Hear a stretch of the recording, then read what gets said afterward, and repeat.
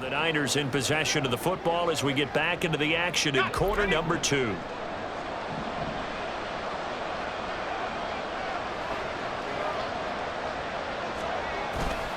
On first down, this is McCaffrey. And he'll just push his way forward for a few as the clock will run. 2 yards on the pickup there. It'll be 2nd and 8.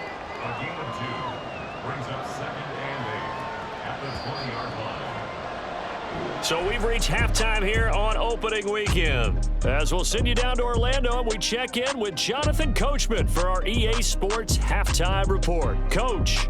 All right, Brandon, thanks very much. And welcome back to football, everybody.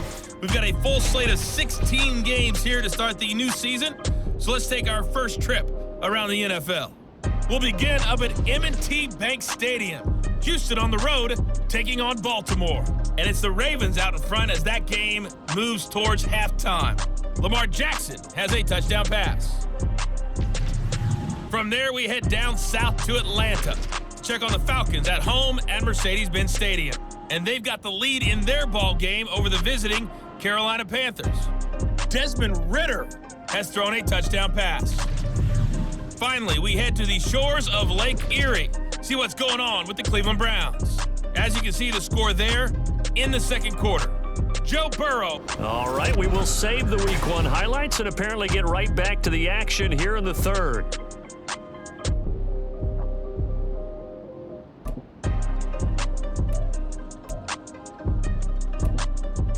And we welcome you back live now inside the booth alongside Charles Davis. I'm Brandon Gaudin, set and ready to rock for the third quarter. We'll see if Week 1 fatigue becomes any kind of a factor as we are back underway in the second half. Returning from his end zone is Ray McCloud. And tackled at the 21-yard line, so a net negative there of 4 yards. And hold on here, because on that last run, it looks like we have a player who was shaken up.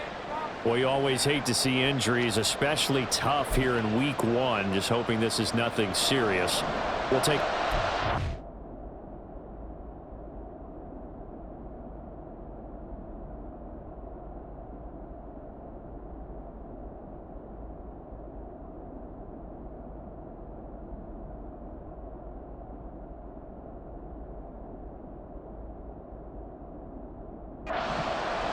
The 49er offense set to get this drive underway. And one of the things we like to hit on every year are the new rule changes. And we got a few for 2023. A lot of procedural, having to do with deadlines and roster construction and such. But two kind of caught my eye, Charles. One is the option to fair catch a kickoff and have it come out to the 25 like it does in college. You like that? I don't like it at all. I don't like it in college. I don't like it in the NFL. I want to have something different. And I really wanted the special teams coaches to be a little bit more involved. But I do understand why the league is doing it. They believe it promotes safety, and it's hard to argue against that. What about, this is the other one, guys can now wear the number 0. We've already seen some make the switch, Calvin Ridley, DeAndre Swift, Braxton Berrios, amongst others. Yeah, and you know something? When you see those guys make that move, I don't mind that at all right? A little more expressionism for these guys. I love it. I just think we didn't go far enough. What about 00, like Jim Otto used to wear or Kenny Burrow used to wear? Let's add that back to the NFL jerseys.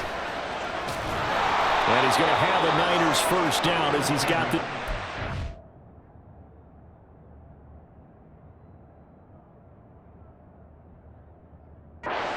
five-yard line.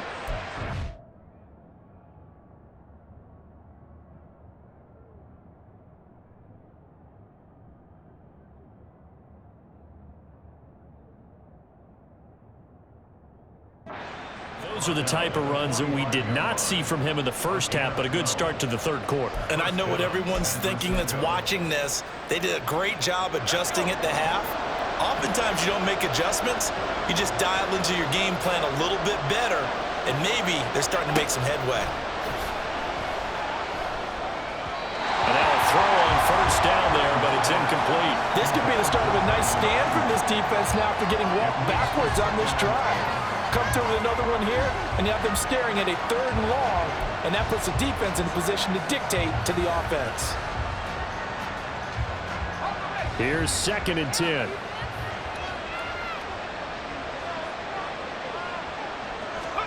Purdy from the gun. That's caught by Ayuk on the slant. And we're going to stop play here, at least momentarily. It looks like there is a 49er who's in some discomfort. While they come out and take a look at him, we will step aside for just a moment. They'll come up facing third.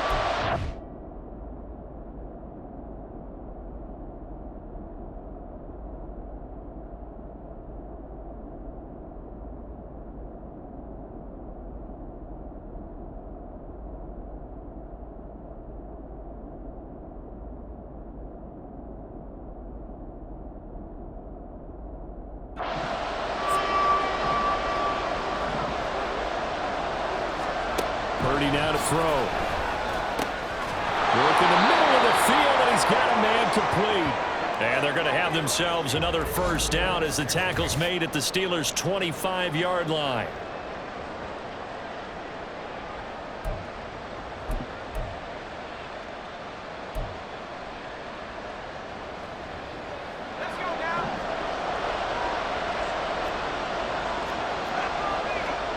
Purdy. Throw caught there by Willis. Only 4 yards there on the play, and that'll make it 2nd down. Oh, it's time to give a little credit there to the defense. They played that very well because it was a drag route, and he ran a little shallower than normal as he worked straight across the field. He was hoping he'd get lost behind the defensive line, but once he made the catch, nowhere to turn upfield and gain any yardage. And he's going to have a gain of 11 to the 11 before he's brought down. 1st and 10. That one definitely helps as they try to push the ball down the field here, trailing early in the 3rd quarter. And even though they're trailing, not abandoning the running game. People may call it an adjustment. I think it's just much more sticking to what works for you and continuing to have faith in it. And the running game is starting to pay off. Purdy looking to throw on 1st down here. And it'll be intercepted. Picked up by Minka Fitzpatrick. And the Steelers are going to take possession here at their own 3-yard line. So the ball changing hands on the interception, but meanwhile here we do have an injury on the play. While the medical staff checks on him, we'll step aside in this Week 1 contest. 1st and 10, and they've got 3 tight ends out there. A jumbo package look. They'll start on the ground with Harris. And a nice job to break free of 1 tackle, but it slowed his momentum somewhat, and he's taken down right after. Give him 5 on the carry there, and it'll be 2nd down. I think they're ahead of schedule now after that run. They might be bold with this 2nd down call after that type of a gain.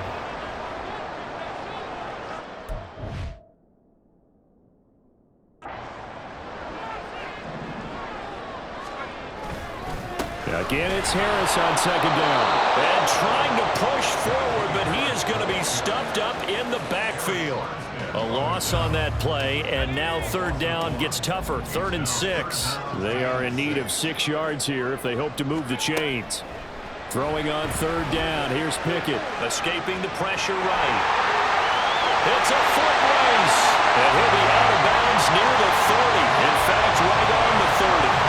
23 yards on the tuck and run. Evident there that he learned his lesson from the last drive. No way he was going to force a throw that time. When nothing broke open, kept it, and ended up running for a 1st down himself. Now a 1st down carry for Harris. And he'll power ahead, but only for about 3 yards. 2nd down coming up. Not a huge carry there on 1st down, but not all of them will be. But still, all in all, a positive play for the offense. It's all about picking up at least a few to set up what you're going to do here on 2nd down. Pickett looking to throw on 2nd down. He gets it left side of Johnson. And he'll be tackled right on the chalk of the 45. But Pickett finding Johnson there. 1st down, Steelers. It's taken a while for this offense to get going. A little creaky at the start, but they're oiled up now. A nice throw there, and they're really putting together a good drive. Harris running straight ahead. They'll get this up to the 47 and brought down there.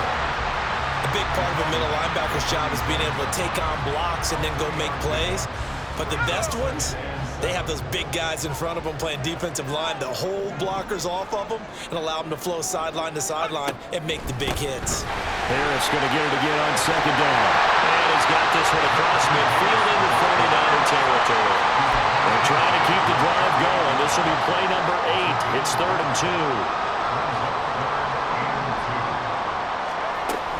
Trying to pick it up on the ground with Harris. And he will have a Steelers first down, I do believe. Yes, he's got it by about a yard there on 3rd and 3. A gain of 4 that time as the drive continues. We are through 3 quarters here on NFL Kickoff Weekend. This is the National Football League on EA Sports. Back now in Pittsburgh. It's Steeler football, and they have the lead as well as we begin quarter number 4. Just week 1, but already plenty of intrigue with the games going on, and this one no different as we come up on a 1st and 10. They'll keep it on the ground. Harris again. And down to the 36-yard line here. 75 yards rushing for him now in the ball game. Oh, that's one to warm the hearts of all those old-school football players, isn't it? Tough, hard, gritty run. Got behind his pads, bowled over a few people. Look at that one, right up the gut. Saw him through 3 quarters. No reason to lighten up now. And he gets it down to the 32. 4 yards the pickup, first down. As I take a look at the clock, I realize that this drive has eaten up a good portion of the 4th quarter already. Got to tell you, partner, when you're trying to salt away a game, this is exactly what it's supposed to look like. And that one drops down, incomplete. Good coverage there, forced the ball free, and it's 2nd down. This has certainly been a physical game so far. Limited scoring opportunities for both sides. And there's another chance that goes unfulfilled.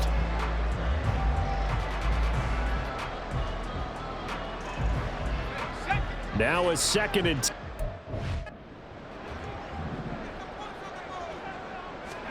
Pickett sliding out of the pocket. Now inside the 25. And this will move the chains again as the tackle's going to be made at the 49ers 16. 5th catch of the afternoon, and that gives him a first down. Well, that doesn't have quite the flair of some of Pickens' catches from his rookie year, but it still moves the chains. He quickly built up a rep for making highlight grabs, maybe the catch of the year in Week 3 versus the Browns. He also had 800 yards, and he looked like an absolute playmaker for the Steelers. On the give, this is Harris. And able to get him down, but he does reach the 5. One more there, and another first down. Well, it is our business to analyze what we saw out there. And on that play, I saw defense staying in base, not taking a chance, not blitzing, in a situation where they absolutely need the football back. That's either a case of overthinking it or not thinking it through. If you do blitz, do you have to be careful about where you're coming from, or are you just coming from all angles? You have to be careful about where you're coming from, obviously, but at this stage, you have to take a few chances as well. And he's going to press this one forward as they stop him right around the 1. 2nd and goal from the 1. Harris is into the end zone for a Steeler touchdown. And how nice is it to have a guy like Najee Harris in the backfield when you get down near the goal line? He can use his 230-plus pound frame to just get you those tough yards, and he finishes things off here with a touchdown run.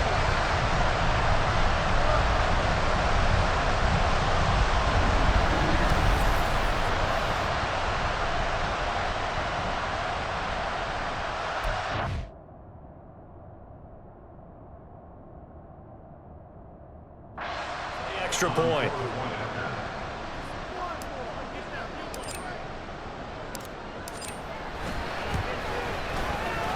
It's up and good, and that makes it 17-3. That drive, a long one, spanning 15 plays. And it was Najee Harris who finished it off with a touchdown run. Boswell now to kick it away after the touchdown.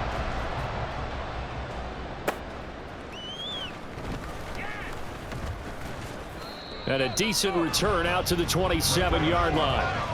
The Niners set to take over on offense. And the last time out, they had the good drive going. You get in the red zone, they throw the interception. Not their first pick of the game either, so we'll see if they're more careful, more cautious here on this drive. Yeah, nothing worse than repeat mistakes, right? You end up coughing the ball up, you end up throwing a pick, everything goes awry. And now, points don't go up on the board. I just heard a fan scream out, I thought the idea was to score points. Yeah, they're getting a little restless too. Now the Steelers use the first of their 3 timeouts. That'll leave them with 2 remaining. We'll be back after this.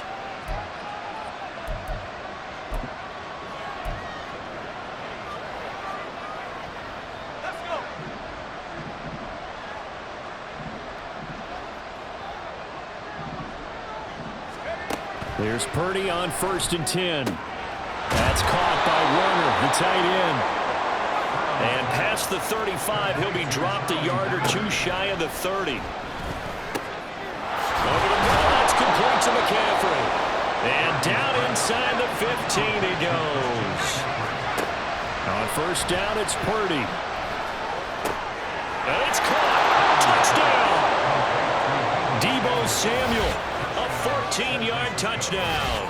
And the Niners have made it a 1-score game again here in the 4th.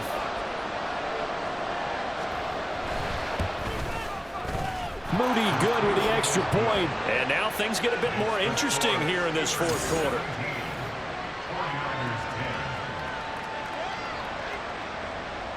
Here is Wisnowski to boot it away following the touchdown.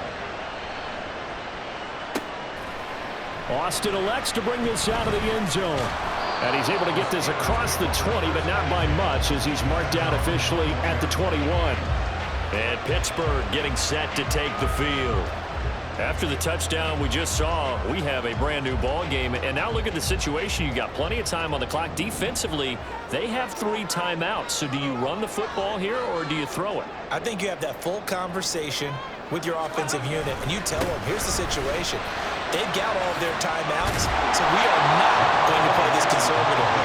We've got to attack them. We've got to make them use those, gain the ground that we need in order to put this game away. If you think we're just going to run it 3 times and punt it, you got another thing coming. Yeah, and by the way, also the 2-minute warning in play, so essentially 4 timeouts left. They have to be aggressive here. So the Steelers with the football as we get you reset. They've got a 2nd down now as they...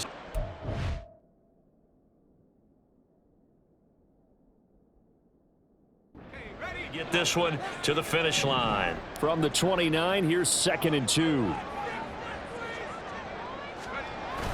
Another run on 2nd down, trying to cover up. And they'll take him down at the 31-yard line. And now we'll see a timeout used on defense as they stop it right out of the break with 1:57 to go in the ball game.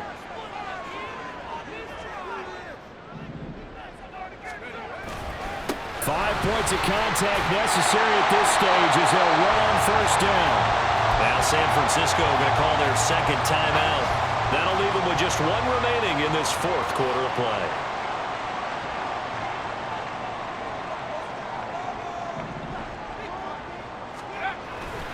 On 2nd down, this is Harris.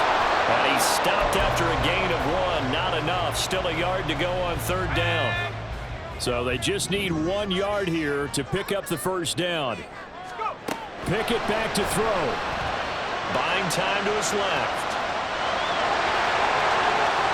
And even though he gets out of bounds to stop the clock, it's not going to matter. That 1st down going to be enough to write a finish to this one. Now that's a killer because you think you've got it absolutely covered, and then he hot-foots it out of there and picks up a 1st down. Drives you crazy as a defense. You're exactly right. Looked like a for-sure stop on 3rd, and then the tables turned. Not totally home free yet, but it's looking good as they come up 1st and 10. They hand this off to Harris. I have to chuckle to myself a little bit, Brandon, because right now I could be in that huddle with that offensive line. I know exactly what they're saying. If you call a pass play here, we're going to call a timeout. Run the football.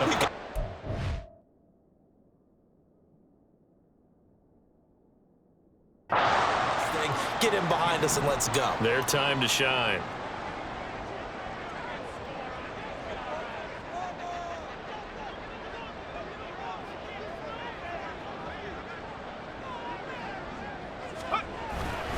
He's going to get it again. Just looking to get forward and protect the ball.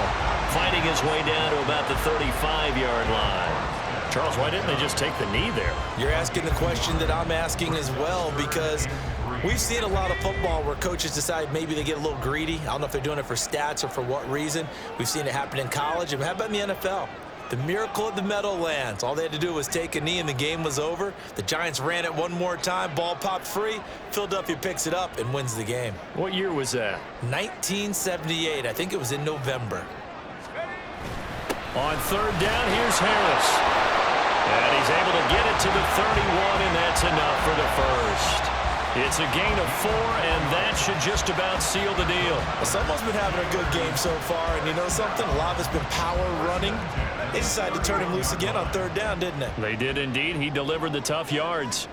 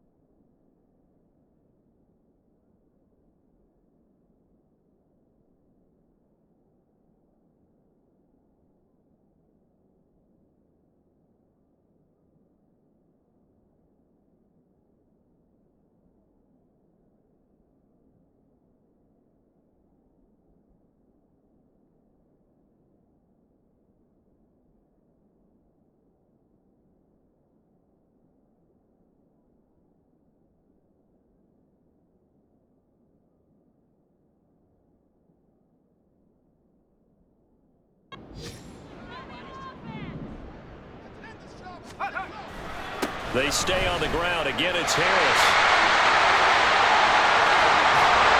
And so close. He gets it to the one.